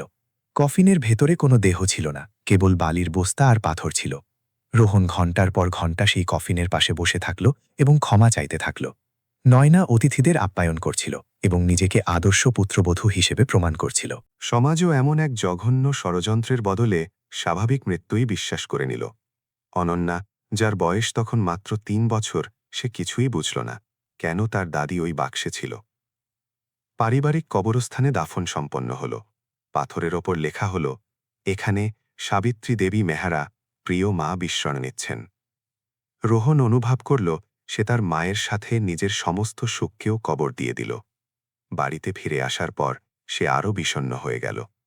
নয়না প্রায় সাথে সাথেই ঘর রং করা এবং পরিবর্তনের প্রস্তাব দিল, কিন্তু রোহন রাগের সাথে তা ফিরিয়ে দিল। সে নিজেকে মদ্যপান এবং কাজের মধ্যে ডুবিয়ে দিয়ে এক ছায়া মানবে পরিণত হল। নয়নার সাথে তার সম্পর্ক আরও শীতল হয়ে গেল। নয়না পারিবারিক টাকা দিয়ে নিজের জন্য গয়না ও পোশাক কিনতে থাকল এবং নিজের ফাঁকা জীবন পূর্ণ করার চেষ্টা করতে থাকল। বছর গড়াল, অনন্যা বড় হতে থাকল এমন এক থমথমে পরিবেশে। রোহন সময়ের আগেই বুড়িয়ে গেল এবং তার চেহারায় এক গভীর বিষাদ স্থায়ী হয়ে গেল। চমক হারিয়ে গিয়েছিল যা একসময় তার কাছে ছিল। যদিও তার হৃদয়ের গভীরতায় কোনো কিছুই পুরোপুরি খাপ খাচ্ছিল না। একটি অভ্যন্তরীণ অনুভূতি যে তার মায়ের শেষ পরিণতি সঠিক ছিল না। একটি অস্থিরতা যা তাকে শান্তিতে বিশ্রাম নিতে দিচ্ছিল না। ইতিমধ্যে একন্তধাম আশ্রমে সাবিত্রী দেবী সমস্ত বাধা সত্ত্বেও জীবিত ছিলেন। স্মৃতি এবং এই জেদি আশায় বেঁচেছিলেন যে তার ছেলে আসবে।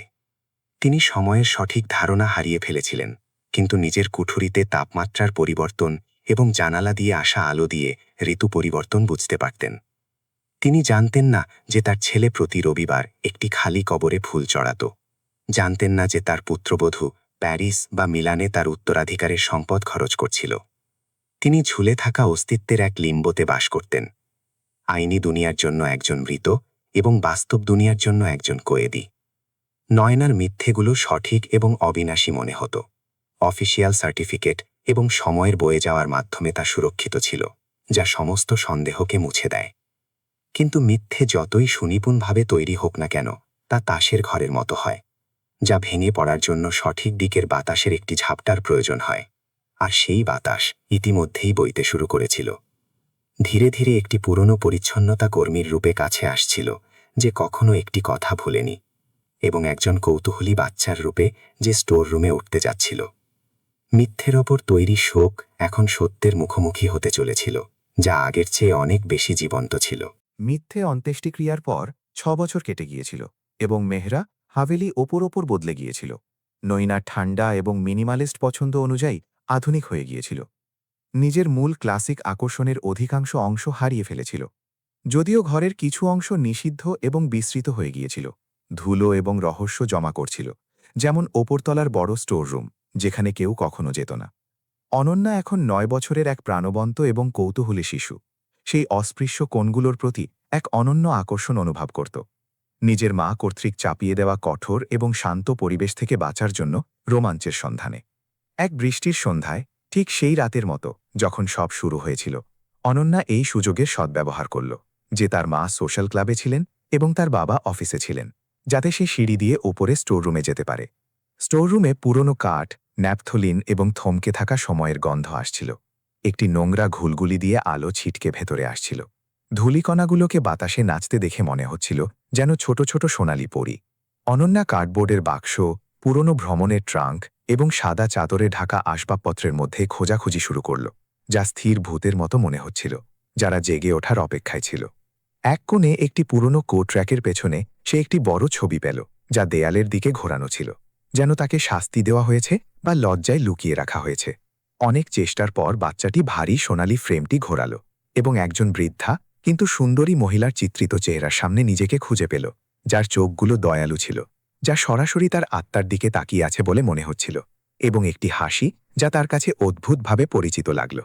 কত সুন্দর তুমি, অনন্যা ফিসফিস করে বলে, নিজের ছোট আঙুলগুলো অয়েল পেইন্টিংয়ের ওপর বোলাল। ছবির মহিলার সাথে একটি তাৎক্ষণিক এবং অবর্ণনীয় সম্পর্ক অনুভব করল। তিনি ছিলেন শ্রীমতী সাবিত্রী দেবী, নিজের শ্রেষ্ঠ সময়ের চিত্রিত রূপে বিখ্যাত সোনার হার পরে আভিজাত্য এবং শক্তির সাথে বসেছিলেন, যা একটি উষ্ণতা ছড়িয়ে দিচ্ছিল যা ঘরের বাকি অংশে হারিয়ে গিয়েছিল। অনন্যা সাবধানে ছবিটি নিচে নামাল এবং তার সামনে বসে পড়ল। এটা কল্পনা করছিল যে এই রহস্যময়ী রানী কি হবে।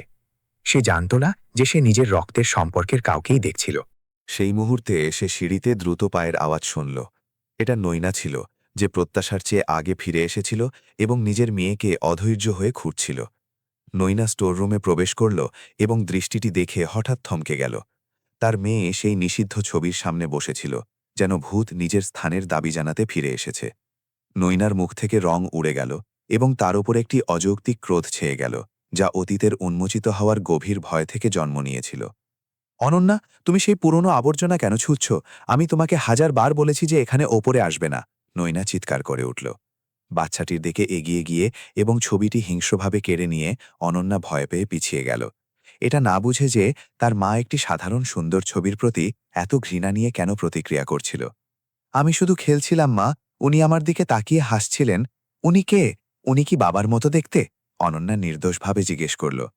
একটি এমন সত্য ছুড়ে দিল যা নৈনাকে একটি চড় মারার মতো আঘাত করল। উনি কেউ নন, উনি একজন দূরের আত্মীয় যিনি অনেক আগে মারা গেছেন, একজন খারাপ এবং পাগল মহিলা যার সম্পর্কে কথা বলা হয় না। নৈনা কাঁপানো গলায় মিথ্যে বলল। ছবিটি দেয়ালের দিকে করে রাখা এবং একটি পুরনো কম্বল দিয়ে ঢেকে দেওয়ার চেষ্টা করতে করতে বলল, এখন নিজের ঘরে যাও এবং হাত ধুয়ে নাও, তুমি ধুলোয় মাখামাখি হয়ে আছো। সে আদেশ দিল। বাচ্চাটিকে ধীরে ধীরে বাইরের দিকে ঠেলে দিতে দিতে অনন্যা আদেশ পালন করল, কিন্তু নিজের স্মৃতিতে সেই ছবিটিকে এবং সেই অনুভূতিকে নিয়ে গেল যে তার মা সেই খারাপ মহিলার সম্পর্কে কিছু গুরুত্বপূর্ণ গোপন করছে। সেই রাতে রোহন বাড়ি এলো।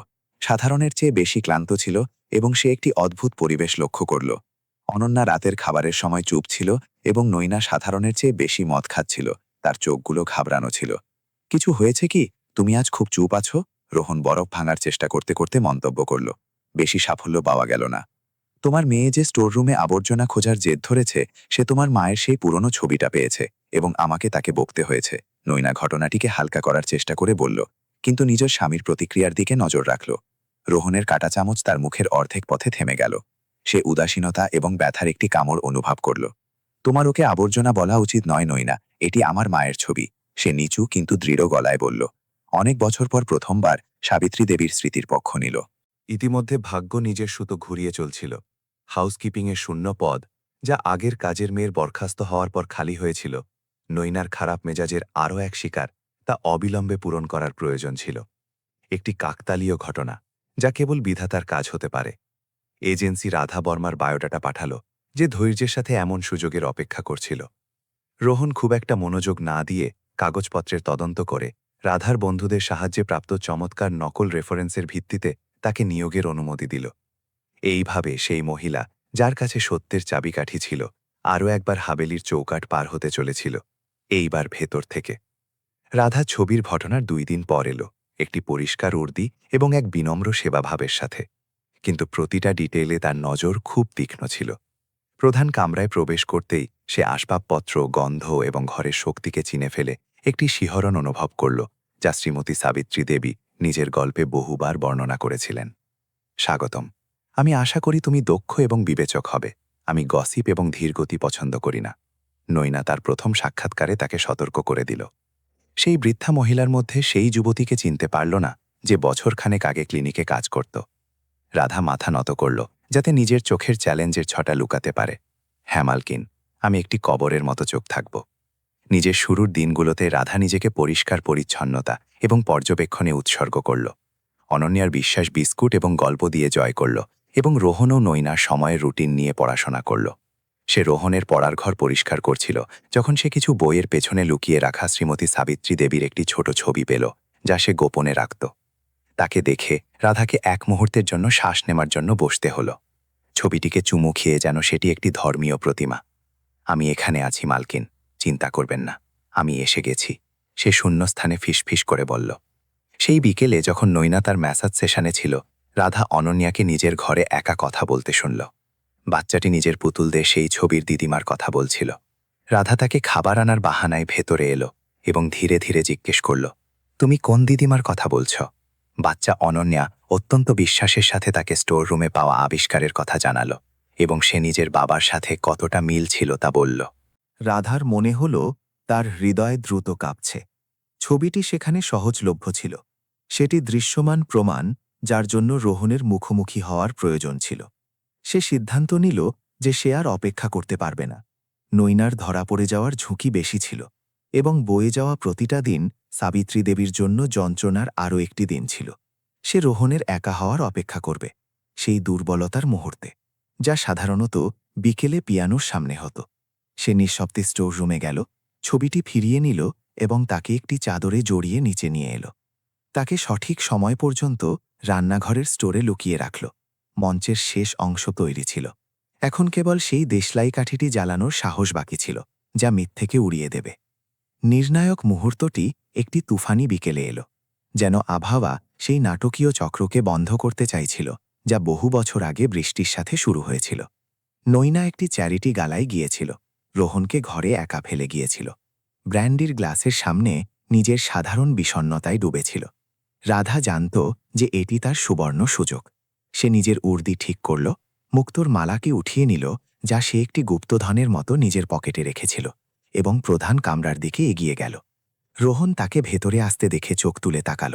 এটা দেখে অবাক হল যে সে এখনও পর্যন্ত বিশ্রাম নিতে যায়নি। তোমার কি কিছু চাই রাধা? সে দূরত্বের বিনম্রতার সাথে জিজ্ঞেস করল। আমি চাই যে আপনি আমার কথা শুনুন রোহন মালিক, কিন্তু আপনার পরিচারিকা হিসেবে নয়, বরং একজন মানুষ হিসেবে যে এক সত্যের বোঝা বয়ে বেড়াচ্ছে যা আপনার। রাধা এমন দৃঢ়তার সাথে বলল যা রোহনকে নিজের গ্লাস টেবিলে রাখতে বাধ্য করল। মহিলাটি মালাটি বের করল এবং তাকে কাচের ওপর রেখে দিল। মুক্ত ঠোকাঠুকির আওয়াজ কামরার নিস্তব্ধতায় একটি গুলির মতো প্রতিধ্বনিত হল। রোহন বস্তুটি দেখল এবং তৎক্ষণাৎ ফ্যাকাশে হয়ে গেল। সে একে পৃথিবীর যে কোনো প্রান্তে চিনে নিত। এটি তার প্রথম কমিউনিয়নের মালা, যা তার মা সবসময় নিজের কাছে রাখতেন। তুমি এটি কোথায় পেলে? তুমি কি এটি চুরি করেছ? রোহন ক্রোধ এবং বিভ্রান্তির সংমিশ্রণে দাঁড়িয়ে জিজ্ঞেস করল। সে স্পষ্টভাবে কাঁপছিল। না মালিক, এটি উনি দিয়েছিলেন, আপনার মা শ্রীমতী সাবিত্রী দেবী, শান্তিধাম আরোগ্য কেন্দ্রের রুম নাম্বার 217-তে। রাধা নিজের মালিকের ক্রোধের সামনে পিছিয়ে না গিয়ে জবাব দিল। তিনি আমাকে এটি এই জন্য দিয়েছিলেন যাতে যদি আমি কখনো আপনাকে খুঁজে পাই তবে আমি আপনাকে এটি দিই, এই প্রমাণ হিসেবে যে তিনি এখনও বেঁচে ছিলেন এবং নিজের ছেলের অপেক্ষা করছিলেন। রোহনের মনে হল পৃথিবী তার চারদিকে ঘুরছে। রাধার শব্দগুলো অসম্ভব ছিল, অদ্ভুত ছিল। সেই মৃত্যু এবং অন্ত্যেষ্টিক্রিয়ার বাস্তবতার সাথে ধাক্কা খাচ্ছিল যা সে কাটিয়ে এসেছিল। তুমি মিথ্যে বলছ, আমার মা 6 বছর আগে মারা গেছেন, আমি তাকে সমাহিত করেছিলাম। রোহন নিজের মাথা হাত দিয়ে চেপে ধরে চিৎকার করে উঠল হতাশ হয়ে। আপনি পাথরে ভরা একটি বাক্স সমাহিত করেছিলেন মালিক, অথবা এমন এক শরীর যা ওনার ছিল না। রাধা নম্রভাবে কিন্তু নিষ্ঠুর দৃঢ়তার সাথে জবাব দিল। আমি সেই ক্লিনিকে কাজ করতাম, আমি ওনার দেখভাল করতাম। ওনার তথাকথিত প্রয়াণ হবার মাসখানেক পরেও আমি ওনার সাথে কথা বলেছিলাম। তিনি পাগল ছিলেন না মালিক, ওনাকে আপনার স্ত্রী এবং সেই দুর্নীতিবাজ ডাক্তার অপহরণ করেছিল। রোহন সোফার সামনে হাঁটু গেড়ে বসে পড়ল। রহস্য উদ্ঘাটনের প্রভাব দাঁড়িয়ে সহ্য করার মতো ছিল না। স্মৃতিগুলো তার মাথায় ভিড় করতে লাগল। বন্ধ কফিন, নৈনার তাড়াহুড়ো, ময়নাতদন্তের অভাব, গুপ্তার শরীর দেখতে অস্বীকার করা, সবকিছু এক ভয়ানক এবং বিভৎস অর্থ নিতে শুরু করেছিল। আমাকে সবকিছু বলো, কিছু লুকিও না। রোহন মেঝের ওপর বসে মিনতি করল। রাধাকে একজন দৈববাণীর মতো দেখতে লাগল এবং রাধা বলতে শুরু করল। সে তাকে সেই প্রার্থনার রাতগুলোর কথা জানাল, আটকে দেওয়া চিঠিগুলোর কথা, সাবিত্রী দেবীর মানসিক স্থিতি এবং তার ও অনন্যার জন্য তার অটুট ভালোবাসার কথা। সে তাকে জানাল যে সেই বৃষ্টির রাতে ওনাকে কিভাবে বাইরে বের করা হয়েছিল, কিভাবে ওনাকে ধোঁকা দেওয়া হয়েছিল এবং কিভাবে ক্লিনিকের কর্মচারীদের হুমকি দিয়ে চুপ করিয়ে দেওয়া হয়েছিল। রাধার প্রতিটা কথা ছিল এক একটি ইঁট যা নয়নার মিথ্যের দেয়ালকে ভেঙে ফেলছিল এবং একই সাথে আশার সিঁড়ি তৈরি করছিল। রোহন একটি শিশুর মতো কাঁদল, একটি বুক ফাটা কান্না যা বছরের পর বছর জমে থাকা অপরাধ বোধ এবং ভুল উপায়ে কাটানো শোককে মুক্তি দিল। সে উপলব্ধি করল যে তার প্রবৃত্তি সবসময় সঠিক ছিল, যে তার বুকে সেই অস্থিরতা আসলে তার মায়ের কণ্ঠস্বর ছিল যা তাকে বন্দিদশা থেকে ডাকছিল। তিনি এখন কোথায়? তিনি কি এখনও বেঁচে আছেন? সে চাপা গলায় জিজ্ঞেস করল। এটা ভয় পাচ্ছিল যে অনেক দেরি হয়ে থাকতে পারে। আমি নিশ্চিতভাবে জানি না মালিক, ওনাকে বাইরের দিকের একান্ত ধাম নামের জায়গায় নিয়ে যাওয়া হয়েছিল, কিন্তু যদি ঈশ্বর ন্যায়পরায়ণ হন তবে তিনি এখনও লড়াই করছেন, কারণ তিনি একজন ইস্পাতের মানবী। রাধা তাকে উঠতে সাহায্য করার জন্য হাত বাড়িয়ে জবাব দিল। সেই মুহূর্তে রোহন সেই হেরে যাওয়া এবং চালিত হওয়া মানুষটি রইল না, যা সে গত 10 দশক ধরে ছিল। একটি ঠান্ডা এবং হিসেবি ক্রোধ তার উপর ভর করল। এটি কেবল ক্রোধ ছিল না, এটি একজন ছেলের দৃঢ় সংকল্প ছিল, যে ব্যর্থ হয়েছিল এবং তার কাছে নিজেকে সংশোধন করার শেষ সুযোগ ছিল। আমরা ওনাকে খুঁজে বের করব রাধা, এবং আমি নিজের জীবনের শপথ করে বলছি যে যারা এটি করেছে তারা ওনার প্রতিটা চোখের জলের দাম মেটাবে। রোহন মালাটিকে নিজের মুঠোয় ততক্ষণ পর্যন্ত চেপে ধরল যতক্ষণ না তার আঙুলের গাঁটগুলো সাদা হয়ে গেল। তখনই রাধা স্টোর রুম থেকে ছবিটি নিয়ে এলো এবং তাকে তার সামনে রাখল। ওনাকে দেখুন মালিক, ইনিই সেই মহিলা যাকে আমি দেখেছিলাম, সেই একই নজর। কাউকেই আপনাকে কখনো অন্য কিছু বলতে দেবেন না। রোহন নিজের মায়ের চিত্রিত চেহারাটি ছুঁয়ে দেখল, নিজের সুরক্ষার প্রতিশ্রুতিকে নতুন করে গ্রহণ করল, যা সে বহু বছর আগে ভেঙেছিল। এখন কোনো সন্দেহ ছিল না, কেবল এক স্পষ্ট এবং তাৎক্ষণিক মেশান। সেই মুহূর্তে প্রধান দরজা খুলল এবং নয়নার হিল জুতোর আওয়াজ অলিন্দে প্রতিধ্বনিত হল। সে নিজের পার্টি থেকে ফিরছিল, শ্যাম্পেইন এবং অহংকারে মত্ত। সে জানত না যে সে নেকড়ের মুখে পা দিচ্ছিল। রোহন রাধাকে নিজের পাশে থাকার ইঙ্গিত দিল এবং প্রবেশদ্বারের দিকে ঘুরে দাঁড়াল। নিজের স্ত্রীর অপেক্ষা করছিল, এমন এক অভিব্যক্তি নিয়ে যা যমরাজকেও কাঁপিয়ে দেয়। সংঘাত আসন্ন ছিল। নায়না একটি সুর গুনগুন করতে করতে কামরায় প্রবেশ করল, নিজের ফারকোট খুলল এবং রোহনকে হাতে মালা নিয়ে দাঁড়িয়ে থাকতে এবং তার পাশে পরিচারিকাকে চ্যালেঞ্জিং নজরে তাকিয়ে থাকতে দেখে হঠাৎ থমকে গেল। এরপর যে নিস্তব্ধতা ছেয়ে গেল তা ঘন বিদ্যুতে ভরা ছিল। তোমরা কেন জেগে আছো? আর এই মহিলা এই সময় এখানে কি করছে? নায়না জিজ্ঞেস করল। তার মনে হলো কিছু একটা খুব ভুল ছিল। রোহন তৎক্ষণাৎ জবাব দিল না, শুধু তার দিকে এক ধাপ এগিয়ে গিয়ে মালাটি দেখিয়ে বলল, নমস্কার নয়না, মা তোমাকে সেই নরক থেকে সালাম পাঠিয়েছেন যেখানে তুমি ওনাকে ঠেলে দিয়েছিলে। রোহন এত ঠান্ডা গলায় বলল যে নয়নার মনে হলো তার রক্ত শিরার মধ্যে জমে গেছে। নয়নার মুখ সেকেন্ডের মধ্যে বিভ্রান্তি থেকে পূর্ণ আতঙ্কে বদলে গেল। সে হাসার চেষ্টা করল, সে আক্রোশের কাঠ খেলার চেষ্টা করল, কিন্তু রোহনের নজর তাকে পুরোপুরি নিরস্ত্র করে দিল। তুমি কি বলছ? তুমি নেশায় আছো রোহন, তুমি অসংলগ্ন কথা বলছ।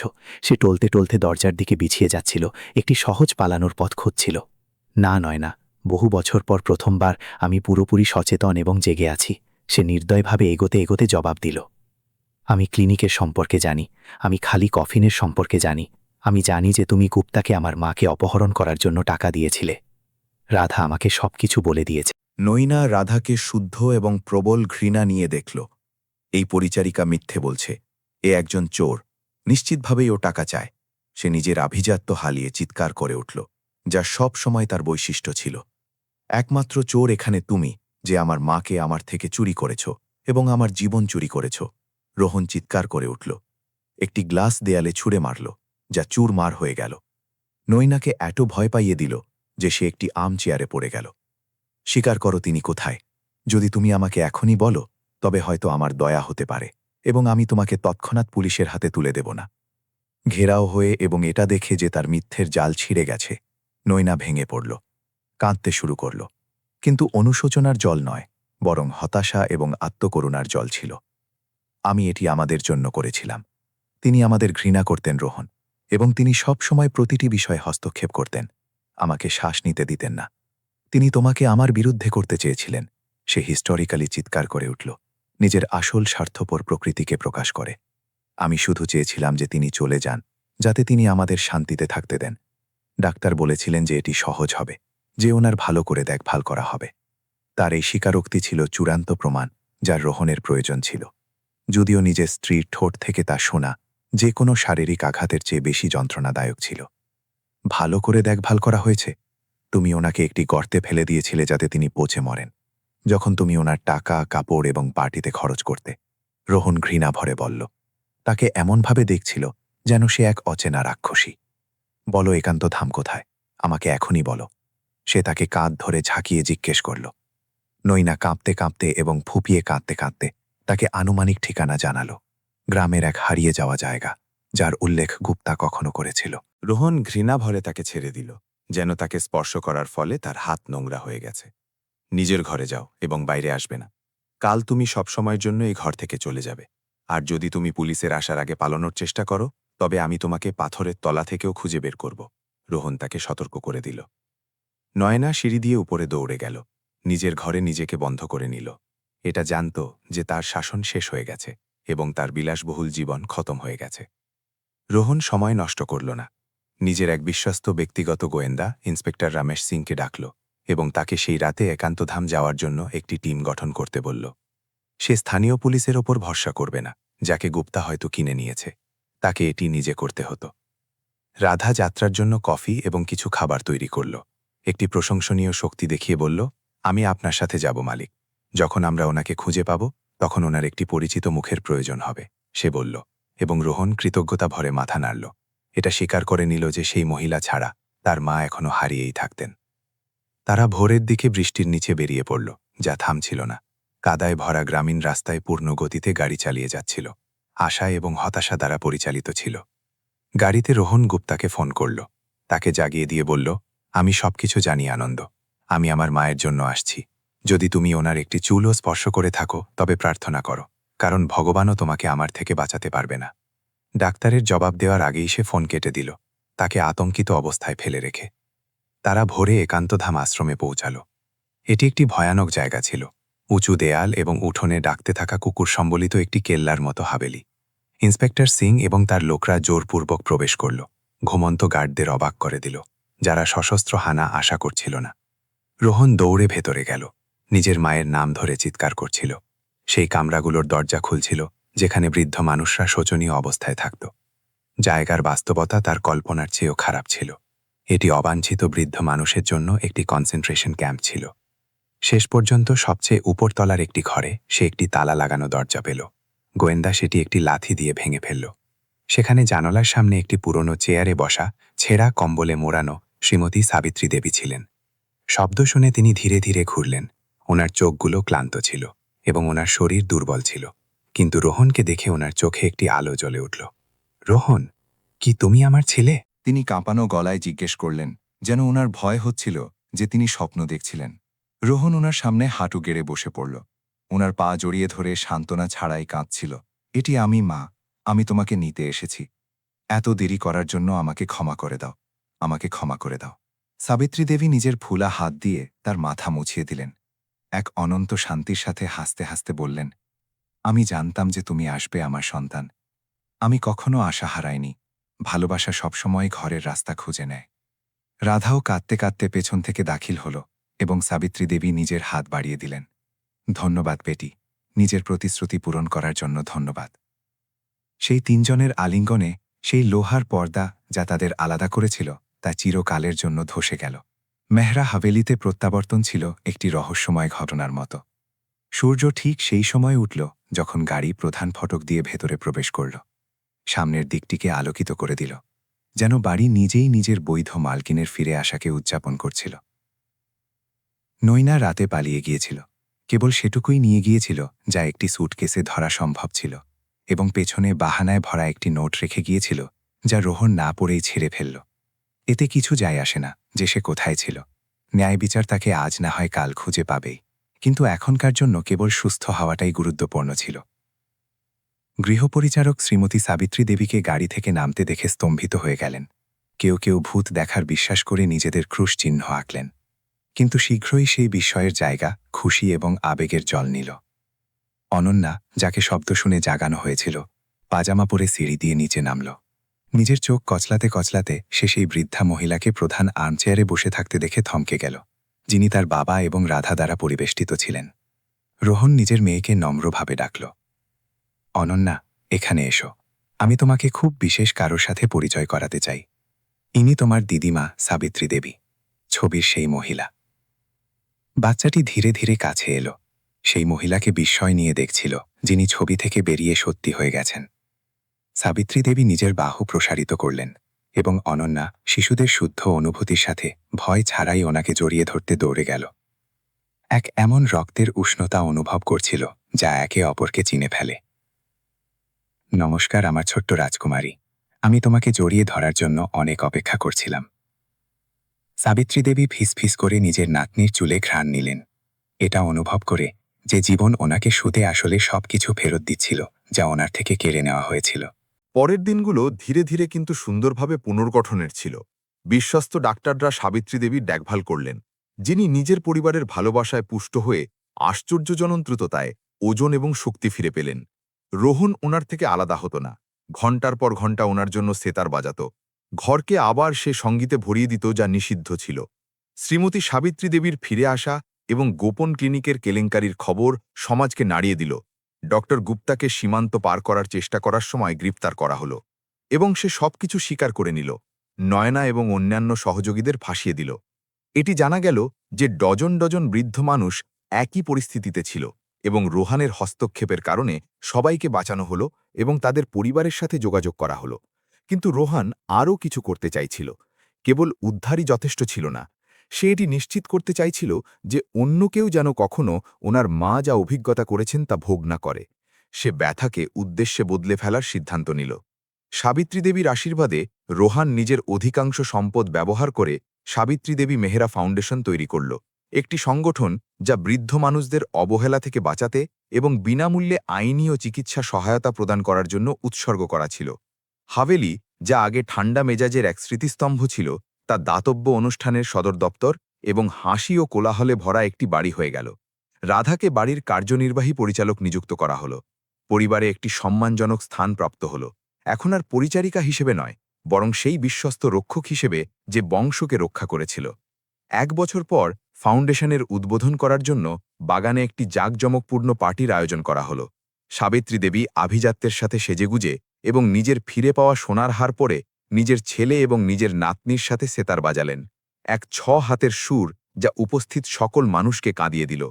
তিনি আগের চেয়ে অনেক বেশি জীবন্ত ছিলেন, উজ্জ্বলভাবে এটি দেখাচ্ছিলেন যে মর্যাদা বা সম্মানকে আটকে রাখা বা ধ্বংস করা যায় না। রোহান মাইক হাতে নিল এবং নিজের মায়ের দিকে শ্রদ্ধার সাথে তাকাল। আমাকে শেখানো হয়েছিল যে ভালোবাসার সব কিছু করতে পারে, কিন্তু আমার মাই আমাকে শিখিয়েছেন যে ভালোবাসা সবকিছুর জন্য অপেক্ষা করতে পারে এবং সবকিছু ক্ষমাও করতে পারে। নয়নাকে কখনো খুঁজে পাওয়া যায়নি। বলা হতো যে সে কোনো এক দূর গ্রামের এক নকল নামের অধীনে লুকিয়ে থাকত, তিক্ততা এবং দারিদ্র্যের মধ্যে দিন কাটাত।